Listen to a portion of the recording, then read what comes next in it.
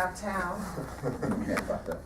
Panagioti Tsolkas is going to speak to us about, Panagioti now works with, you can tell them that you work with the Prison News, and how prisons affect our environment. Panagioti.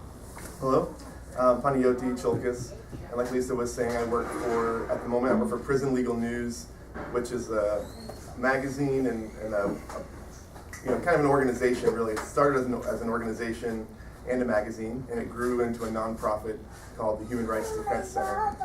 So the magazine is one of the main projects of the nonprofit, and it's really used as a tool to bring up stories that have been buried or aren't really covered in the mainstream media, and they also use it to litigate around censorship issues in jails and prisons all over the country.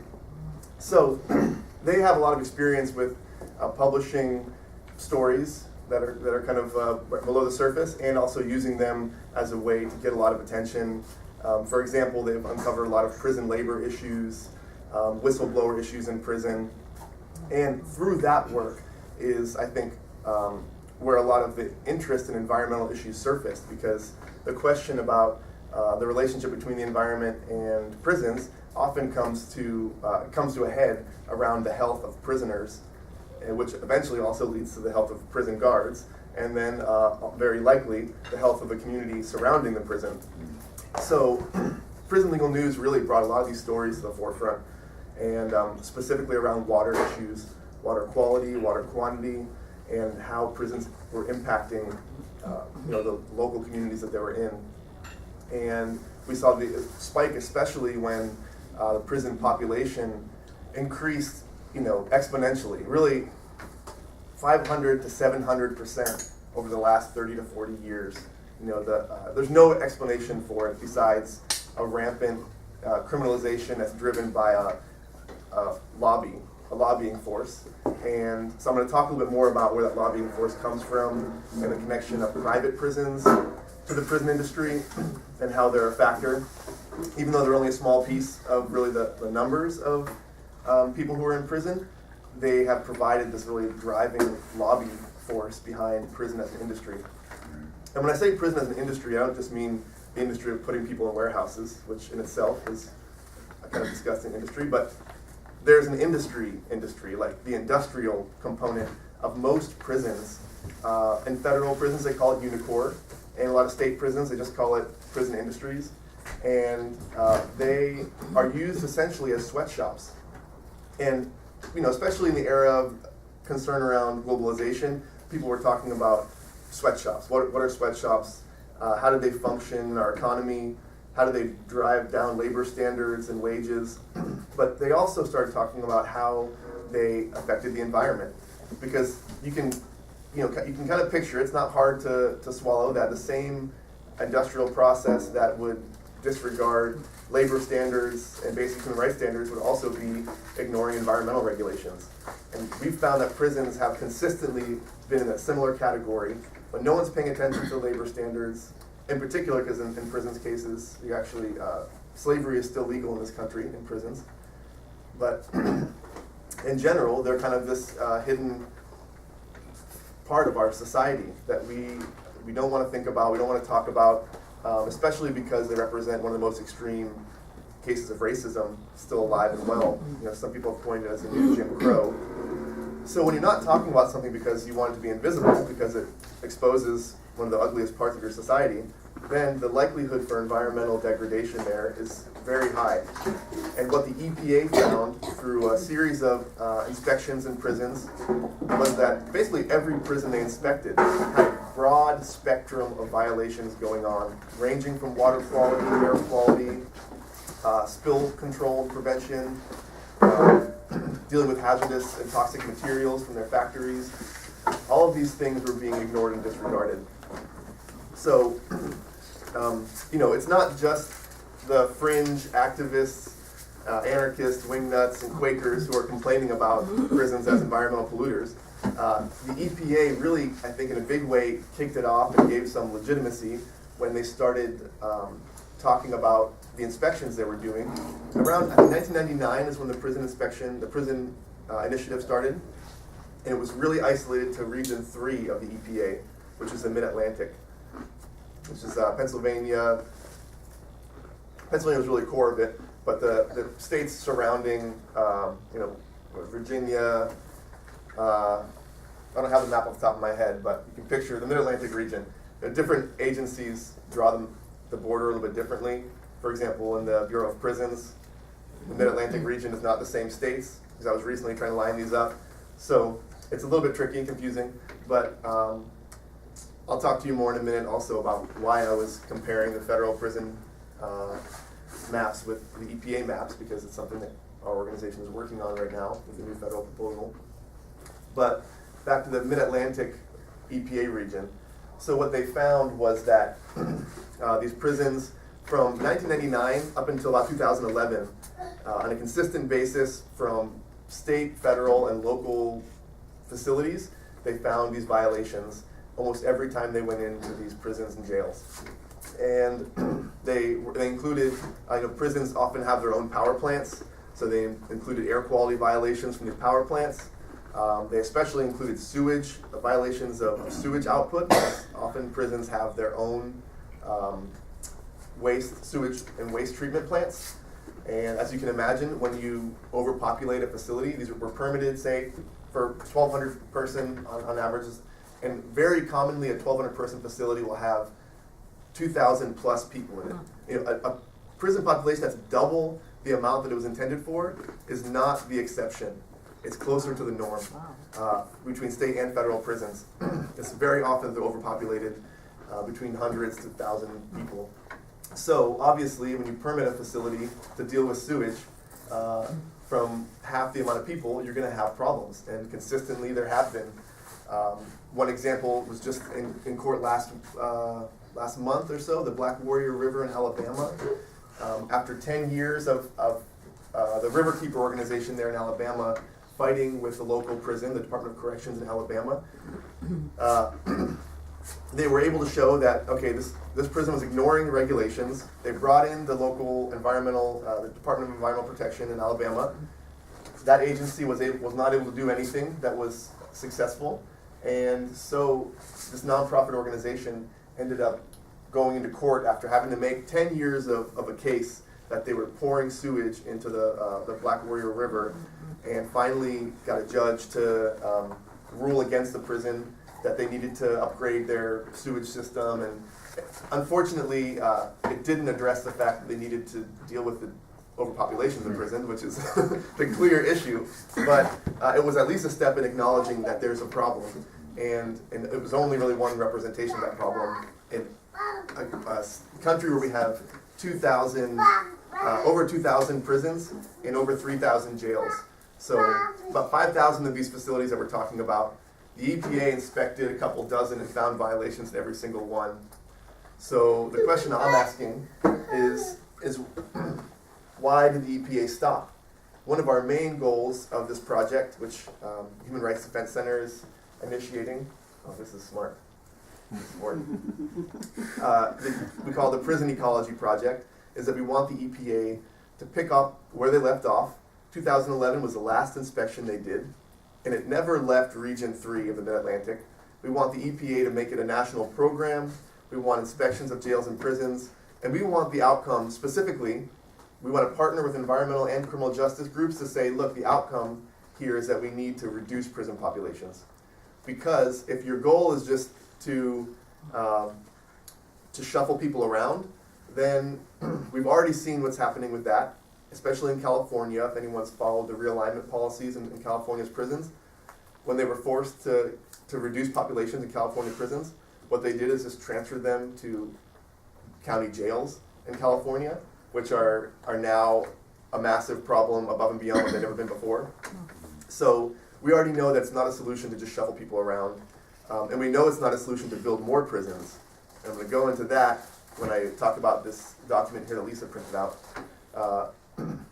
So we need to make a mandate, and I think we could have it coming from the environmental movement and the criminal justice reform movement to say reducing prison populations is the #1 goal.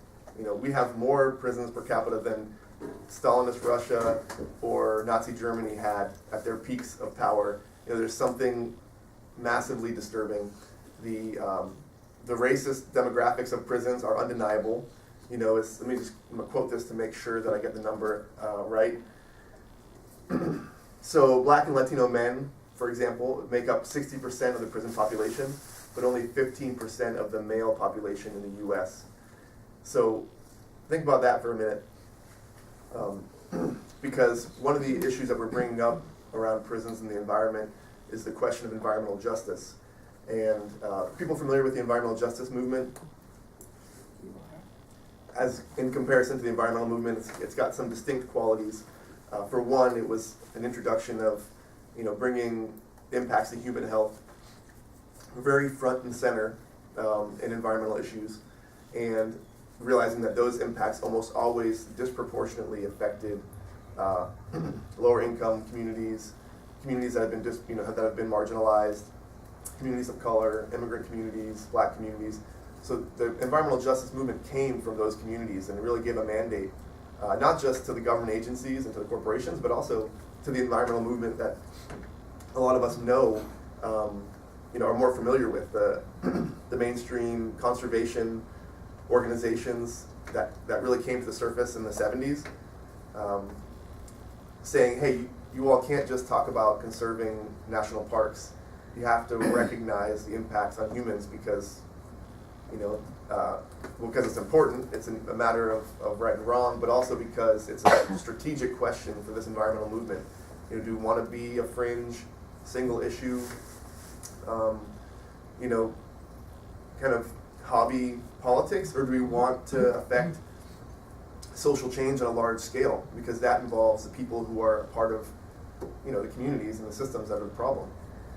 So, environmental justice movement really lit a fire under the backsides of the environmental movement, and looking at prisons in that context, I think is going to be really powerful and necessary, because prisoners are some of the most vulnerable populations in this country. Like I shared the demographic. I didn't mention the percentage of them that fall below the poverty line, which is probably 99 point something percent.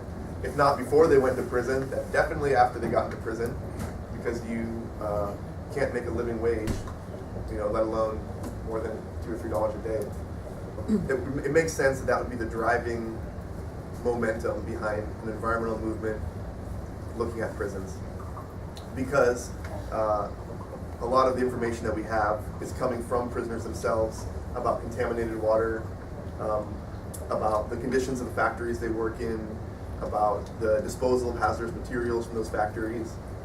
And extensive studies have come out. A great one is called Toxic Sweatshops. It came out in 2006. Research from prisoners and prisoner advocate groups showing that these factory facilities and prisons were consistently sources of pollution. This is outside Region 3, not just the same area where the EPA had looked before. So it was showing, okay, it's a national problem. And then the Department of Justice came up with a study 4 years later saying, yeah, it turns out the couple whistleblower cases and the complaints from prisoners and advocate groups, they were spot on. These facilities, in this case it was recycling facilities, they were taking electronic waste and processing it for recycling, but they were doing it in a way that was dangerous to the employees, to the staff, and to the environment of the local areas. And they were busted on it. No way around it. It was a presidential memorandum that went from the Department of Justice saying, yes, we did have a whistleblower. Yes, that person was right. We did an inspection. We dragged our feet for years on it, but it turns out we were poisoning people. And so, again, along with the EPA, those reports indicate very clearly that this is an issue. It's not fabricated. It's not, something that's out in left field. Is there any blowback on the whistleblowers from the prisoners that are giving information about what's going on? Yeah, I don't have any harassed, specific examples, but I think you could probably guess. This country uses administrative segregation or solitary confinement very generously with its prisons. So, not to blame the Quakers for it entirely, but there was some weird twist in history there that the idea that you need some time alone to think about what you've done in order to process through it. They got really, really twisted. The Quaker concept of solitude, got turned into basically retaliation. And as, that being the case, so the American Friends Service Committee has been one of the strongest voices against solitary, which I think is really good to see that turning around. But yes, I think the likelihood that people who whistleblow or file lawsuits in prison end up in solitary because of it is very high. And the founder of the organization, Human Rights Defense Center, that I work for, can tell you his own personal experiences, which are numerous, of ending up in solitary as punishment for filing lawsuits against the prison. And he has a whole host of stories about challenging the water quality issues in Washington State where he was, and also challenging wildlife issues. And I just did an interview with him. It'll be published soon, so you can read the story yourself. But I just think it's kind of ironic. For years he had been filing these complaints about seeing prisoners get beaten up by guards. And then one day he files a complaint after seeing guards smashing birds' nests, saying, "Hey, I don't know what kind of birds these are, but they're out in the Olympic Peninsula, the far western side of Washington State. There's a lot of endangered seaside birds there." And within like 48 hours, the local Department of Wildlife showed up at the gates to find out what the birds' nest they were smashing. And he filed it in sincerity, concern for the wildlife, and he was like, I mean, really, you can't get someone to show up for these, Nazi guards, people with like Nazi tattoos, not just like, figurative Nazis, but fascist prison guards beating the heck out of other prisoners. But, so. You're right, that is a hidden population. Right. We don't want to see them, we Right. don't want to talk about them, we don't want to worry about them. As long as they keep them right there, society doesn't have to deal with it. But to me, that story really told that story really told. It was really indicative of something that was going on. So there was a question about the EPA and what did they actually do when they found all these violations, and it's pretty well documented on the website, the EPA's Region 3 website. In fact, if you just were to search on the internet, EPA Prison Initiative, it would be the first thing there. They were fined on a repeated basis. They were forced into agreements by the court to correct the problems, to pay money for the damages they did, and to create programs to mitigate or to resolve the environmental matters into the future. And so this stuff is pretty well documented by EPA press releases, and we're collecting this information. I did an interview with the inspectors recently, asking them some of these questions about why they stopped and what they found, and we're going to be releasing that as a report of some sort that we're still kind of working on. So that's where things are at with the EPA. So there's a lot of potential there, and I think it's untapped in part because there's not enough pressure, there's not enough momentum.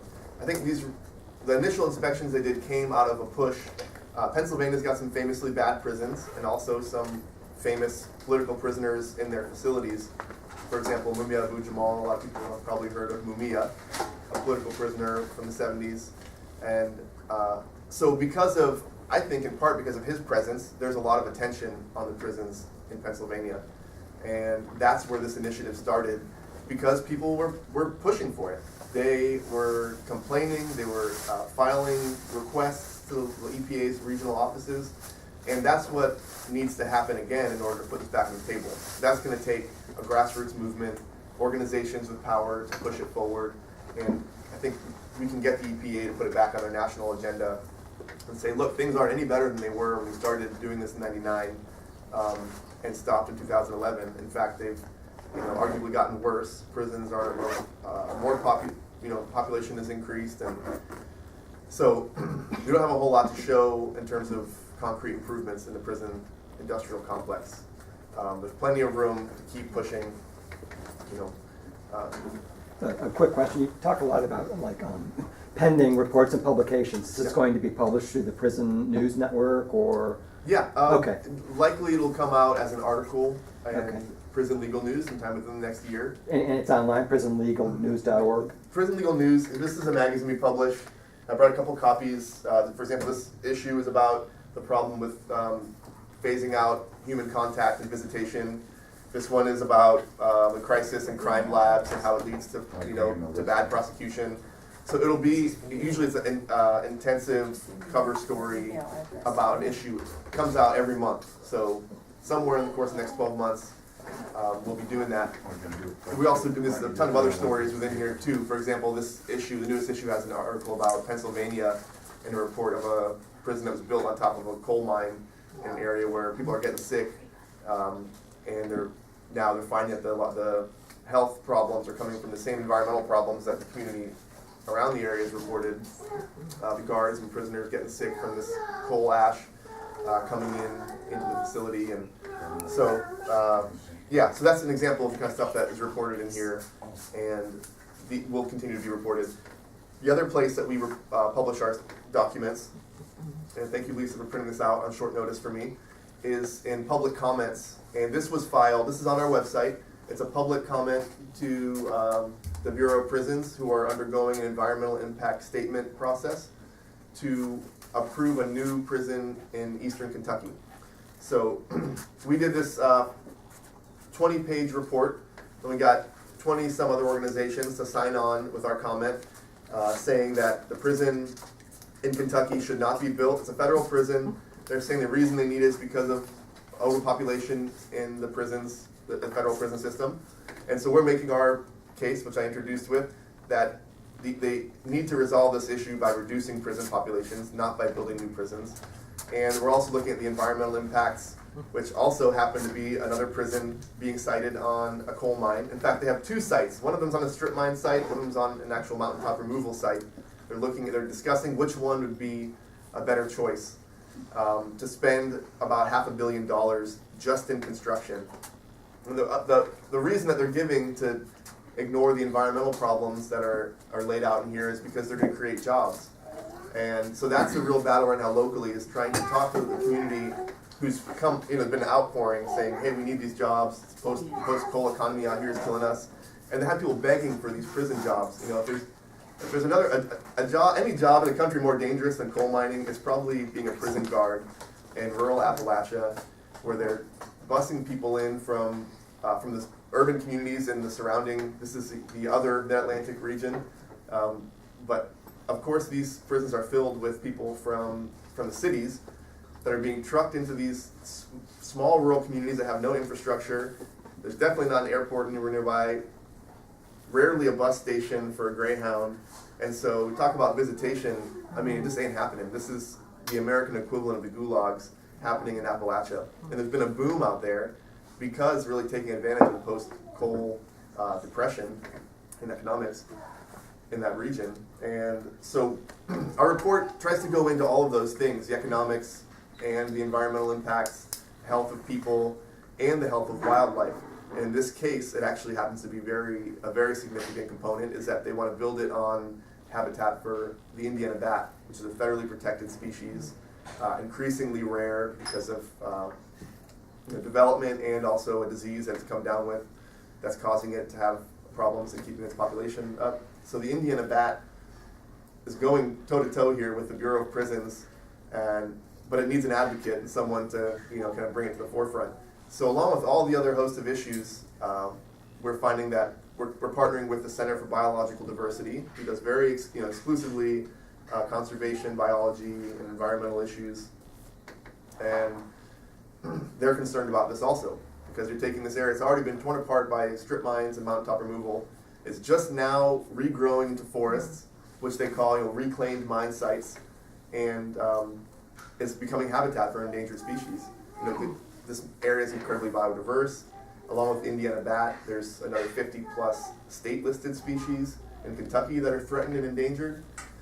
And so saying that you're going to take these areas that have been decimated by mining and are starting to come back and regrow and cover them with 700 acres of concrete and factories and razor wire fences is just environmentally, it's a travesty in its own right. Have you contacted the Sierra Club regarding this? Yes, yep, we are in touch with the Kentucky Sierra Club.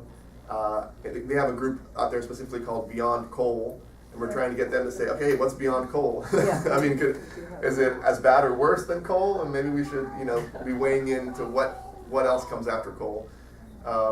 And we're also talking to the National Sierra Club's Environmental Justice Office. So those conversations are just starting now. Yeah. Are you at all involved in this initiative that was started by a local university for a prison oversight committee? I'm not familiar with it, but I'd like to know about it. Okay, I had, matter of fact, contacted your office regarding that, although I was told that at this point you're involved with other issues. Okay. But I think it would be really wonderful for us to all form a coalition in regard to this, because you really need the numbers. Great. Yeah, that would be excellent. Let's talk. I don't know if I've only been at HRDC and Prison Legal News for the past 5 months, so I've only been here for 2 years. So I think there's plenty of room to start building locally, and also I think I'd like to tap into the national networks that we're a part of, especially the Quaker and AFSC. Yeah. So I'd like to talk more about That that. would be great. Do the Department of Labor or OSHA have anything to say about the prison labor?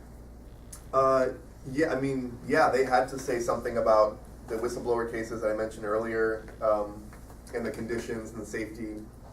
And, while prisoners under the 8th Amendment, or the 13th Amendment?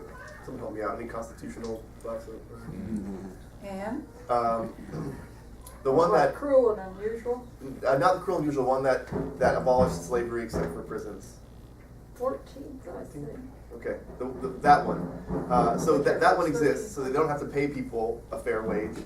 But it doesn't mean that they are absolved of safety and health regulations.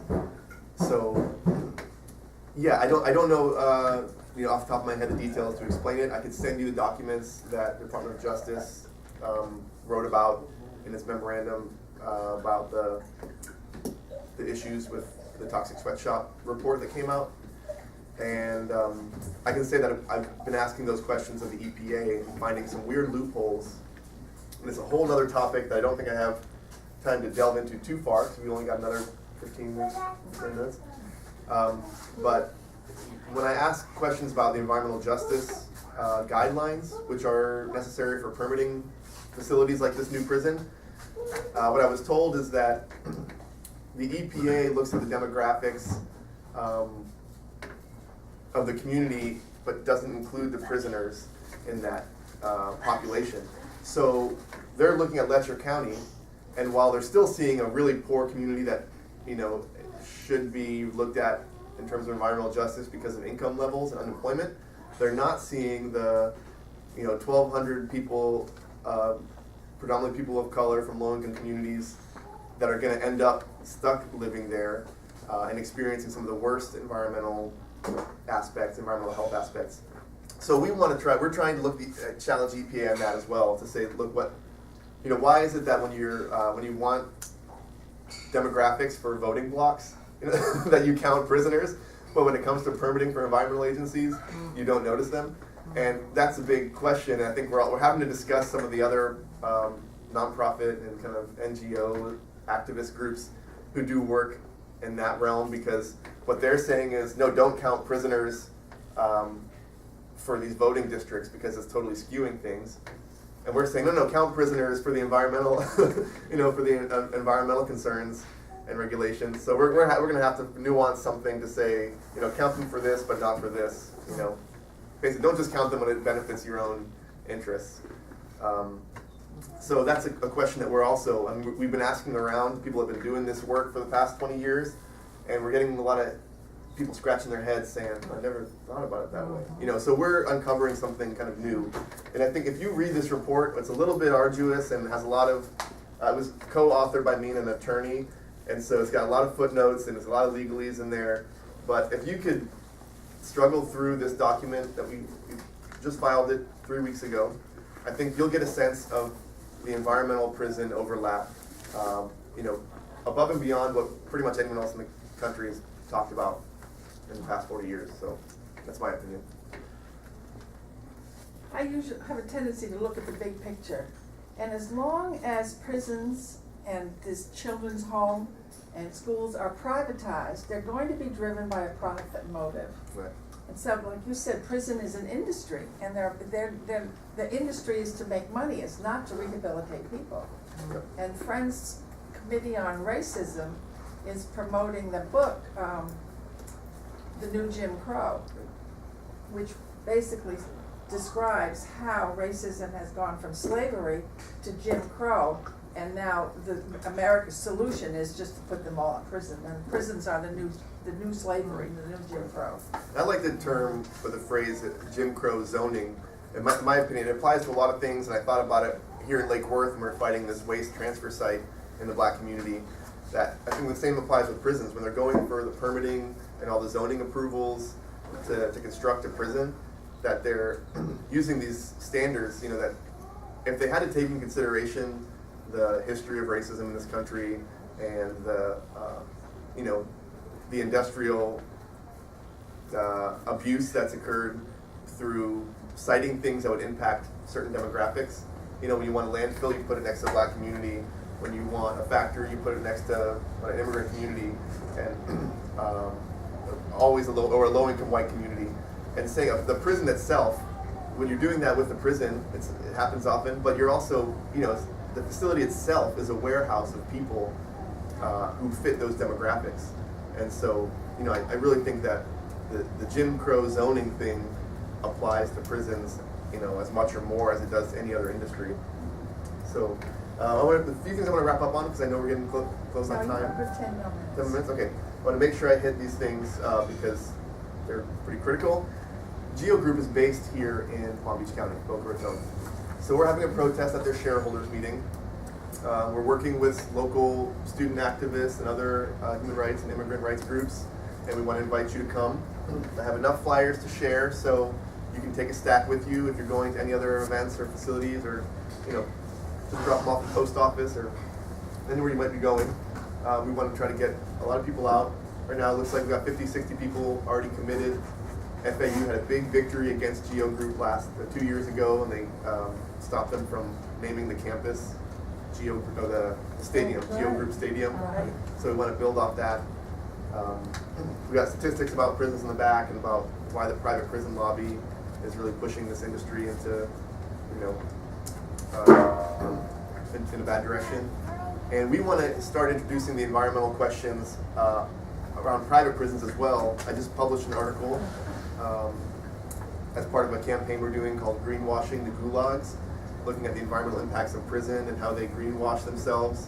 A lot of prisons are starting to get LEED certifications when they construct their buildings to say, look, we're such good neighbors. We put some solar panels on the roof, and we landscape with native plants.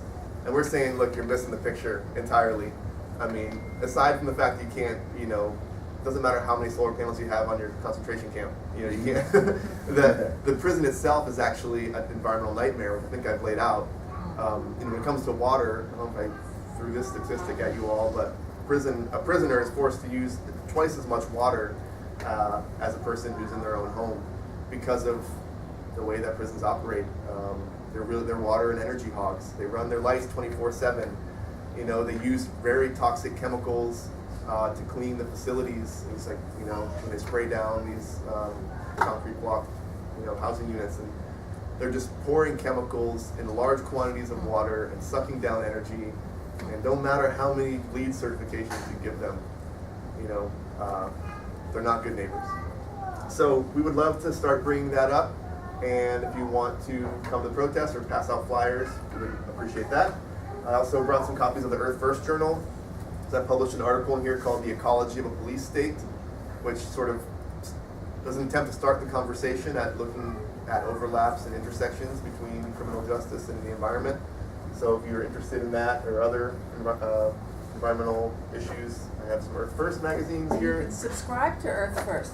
It's not all that expensive. Right. So you can, leave here. Oh, you know what? I did bring a. Oh, I'll collect it. Oh, this is funny. It's the old one. Okay. With your email address, I'll collect it. Yep. So, what do I have here? So you can subscribe to Prison Legal Your News email and the address. Earth First Journal to keep up with some of this stuff, or you can check our websites. And well, actually, I published this packet here at it's from a legal public interest environmental law conference.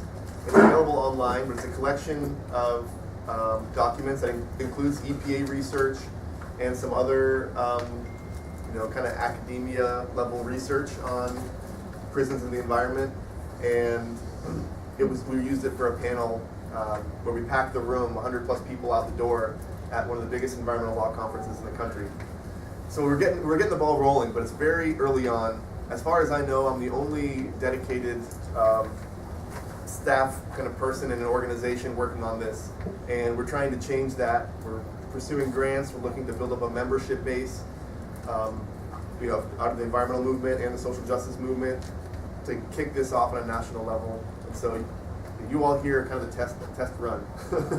I moderated and organized this talk here in Oregon at the conference in March, but I didn't speak on the panel. So I'd love your feedback on things that you think were helpful, things that were confusing. Let me know, because I'm probably going to end up giving a similar talk like this across the country in the coming years.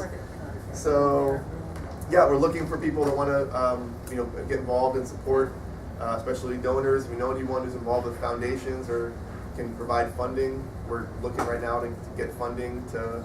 I'm just doing this part-time at Prison Legal News. You can probably see me out there on my bicycle, bring the mail to the post office. That's what I do the rest of the day, and it's just office assistant work. I think it's serendipitous that his office is across the street from the police station. Right. Yeah. So we come can over. watch you. Yeah. We can watch them. There was a protest recently regarding a police brutality issue, and our office was able to send the attorneys across the street to do legal observing. So, I think that the organization can be a real local resource. We're always looking for volunteers, and I'm looking to pull people into this environmental component of it. So what Ann is doing?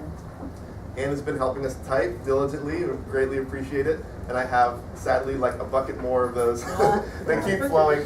So if anyone wants to help Ann, we get a lot of the articles in this magazine are written by hand for prisoners who don't have access to typewriters. And believe it or not, some of them can't even read the magazine they write for because it's banned in all Florida prisons. So we're in court right now challenging that. We think we'll win because we pretty much always win these censorship cases. It just has to drag through court for a while.